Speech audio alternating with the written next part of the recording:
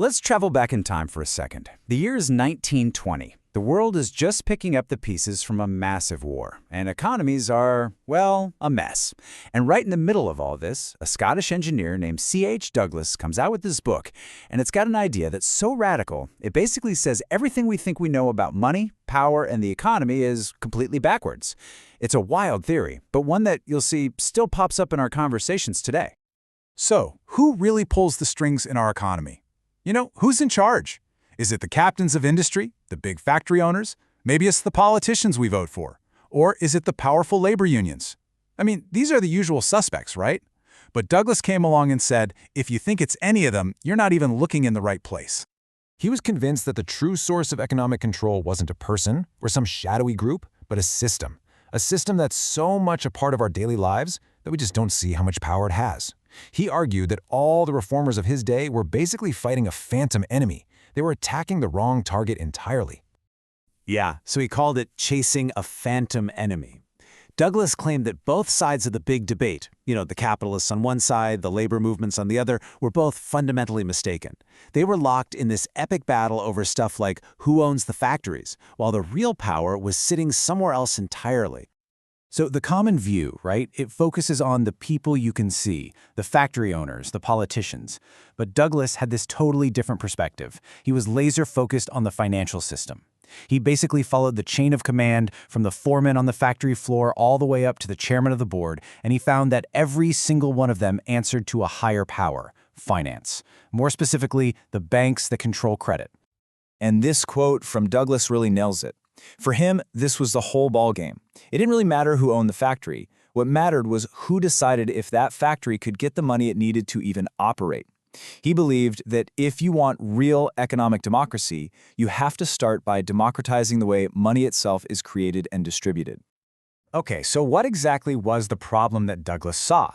Well, being an engineer, he looked at the economy kind of like a machine, and he believed he'd found a fundamental flaw in its design, a flaw that creates this constant, never-ending shortage of money for the average person.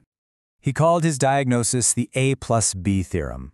Now, the theory sounds a bit technical, but it's actually pretty straightforward and, if he's right, profound.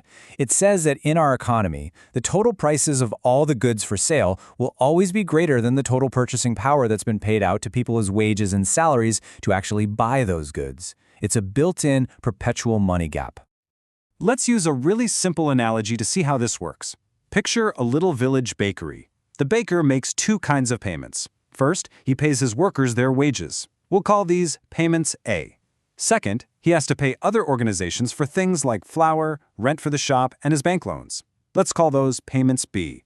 Now, to stay in business, the price he charges for a loaf of bread has to cover all of those costs, both A and B. But here's the kicker.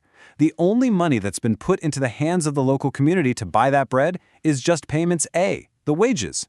So a gap is created. There's always more cost baked into the prices than there is cash in people's pockets to pay for it.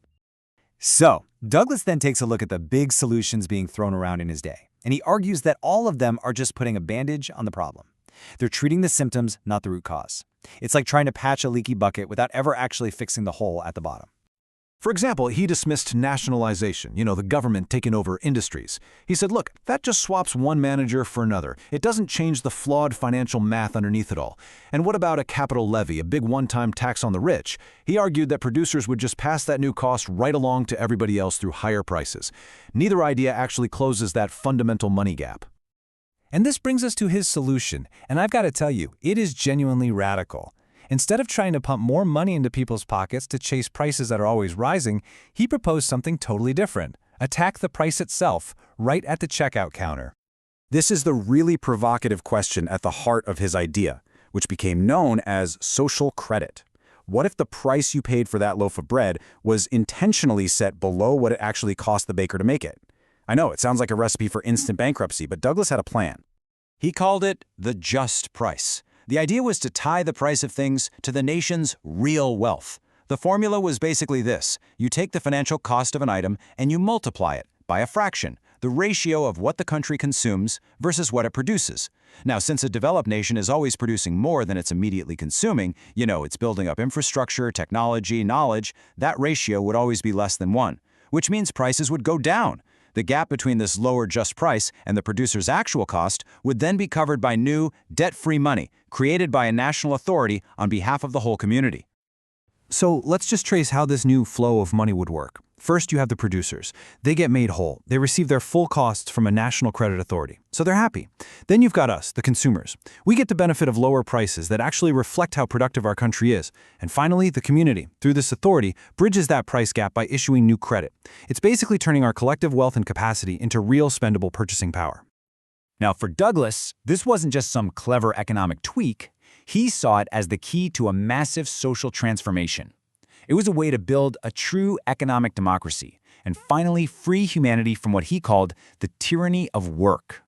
This is such a powerful quote, and it really sums up his whole vision.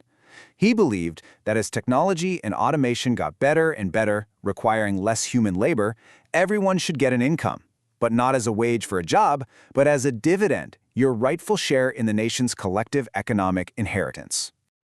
You see, he saw the wage system as a kind of servitude. It's a payment that can be taken away from you by an employer at any time. But this national dividend he was talking about, that would be an unconditional right that you have just by being a citizen. It represented true economic freedom, giving people the power to make their own choices, knowing that their basic needs were already covered. And so all of this leaves us with a pretty fascinating question for today. In our current age of automation, artificial intelligence, and huge debates about things like universal basic income, could this century-old plan from a Scottish engineer actually hold some answers for our future? It really challenges us to rethink the very nature of money, work, and value in a world where our ability to produce things is greater than it has ever been before.